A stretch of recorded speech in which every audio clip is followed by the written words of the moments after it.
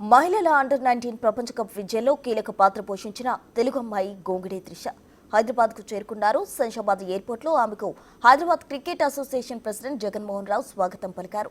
త్రిషను ఆదర్శంగా తీసుకుని తెలంగాణ నుంచి మరింత మంది మహిళా క్రికెటర్లు రావాలని ఆయన పిలుపునిచ్చారు.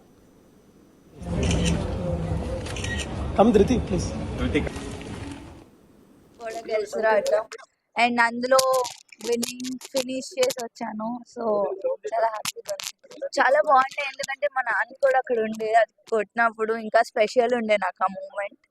అండ్ ఫస్ట్ సెంచరీ కొట్టినందుకు కూడా చాలా స్పెషల్ మూమెంట్ అది నాకు.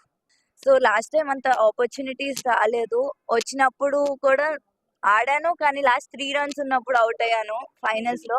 ఈసారి వాట్ ఎవర్ ఐ గాట్, నేను నా బెస్ట్ ఇవ్వాలనుకున్నా, ఇచ్చాను. ప్లస్ ఆ ఫైనల్ రన్ కూడా కొట్టి రావాలనుకున్నా. సో నాట్ అవుట్ వచ్చాను.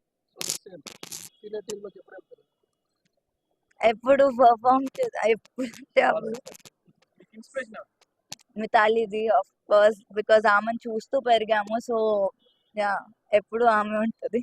నేను క్రికెట్ స్టార్ట్ చేసింది నాన్న వల్ల, అమ్మ నాన్న వల్ల. వాళ్ళు లేకపోతే నేను ఇక్కడ ఉండేదాన్ని కాదు.